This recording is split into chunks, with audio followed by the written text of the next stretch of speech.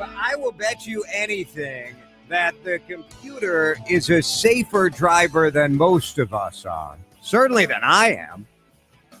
Are you going to get into a self-driving car? Welcome to Drive Time with DeRusha. It's Jason. I have been in a Waymo. And you heard Laura with the update, Steve Simpson with the reporting that Waymo, those self-driving autonomous vehicles, are coming to the Twin Cities for a test. And presumably, if all goes well, when you run the numbers to see if you're going to take Uber or Lyft or a taxi or hire a driver, you could go with the computer. Go with the Waymo. 651-461-9226. Are you going to give it a go? Are you going to give it a go? I was nervous.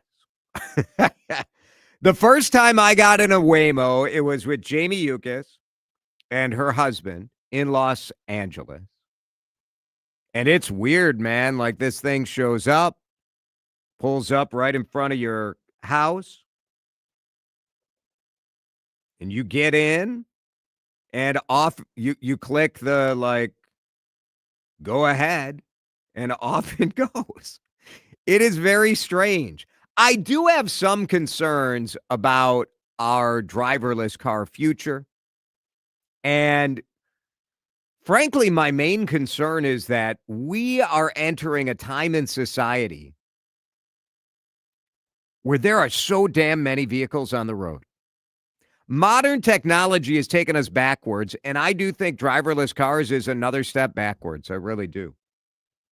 Because I think a lot of us have been trying to figure out, why is it that post-COVID, where you have more people working remotely, why is it that traffic is just as bad or worse?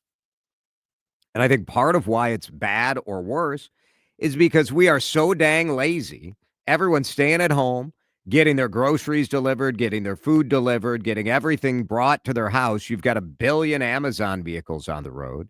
And now we're going to have a bunch of driverless cars on the road. Do you see this as a good thing?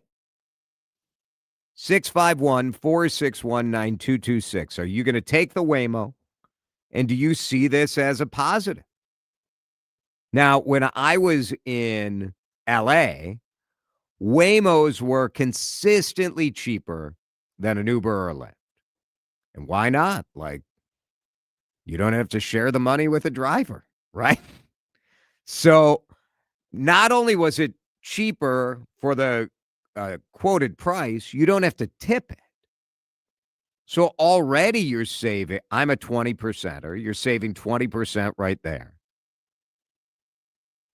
So even if the price is the same, it's cheaper.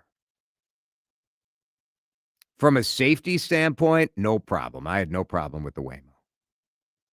Now, I did take a car from one side of LA to the next. That was like a 45-minute drive that if you were taking the highway, this Waymo, I think in LA, generally the Waymos don't get on the highway. I'm not quite sure how that's going to work here in the Twin Cities, but in LA, they were not on the highway. So this drive took a long time. But to save $30, like, fine. I wasn't in any big hurry. Now, Alyssa and I are trying to live on one car right now. We're staying at our apartment in St. Paul. I'm driving to work. So tonight, Alyssa's going to come over here. We're going out to dinner. We're going to this fundraiser thing at a local store. And she's going to take an Uber or a Lyft. Would she take a Waymo from St. Paul over here? I mean, yeah. If it's cheaper, probably.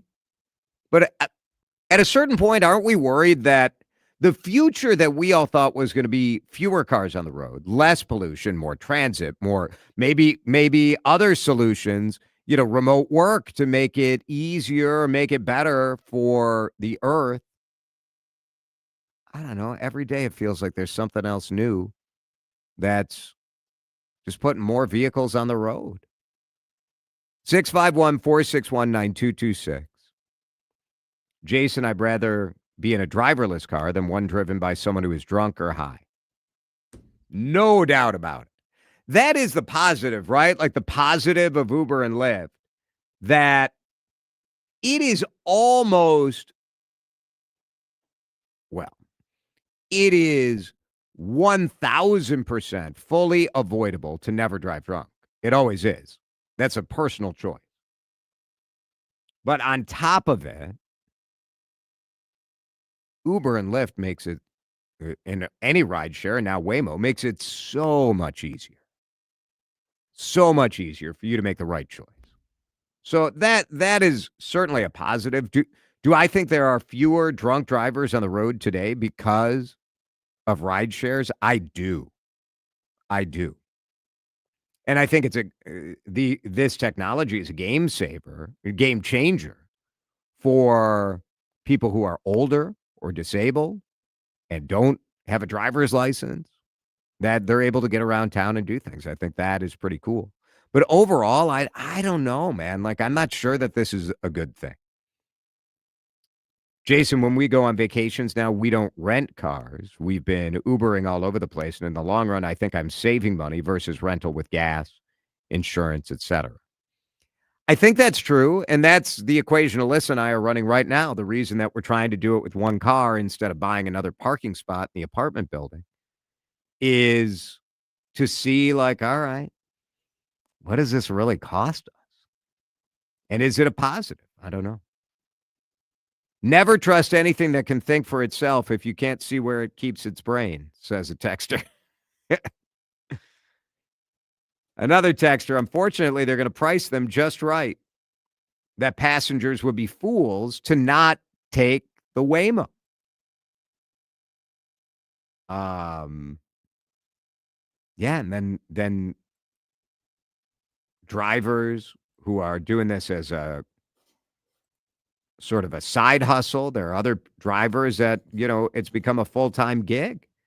Obviously, this was a major issue at the legislature, trying to get, minimum wage and better income for rideshare drivers. And now what do we have? We don't even need them. Now, would you buy a car that was a driverless car? Now, you have a new-ish car, Dan. 22, I think, is mine. So it's 3 years old. So it probably does the kind of adaptive cruise control, right? Where it slows down, speeds up.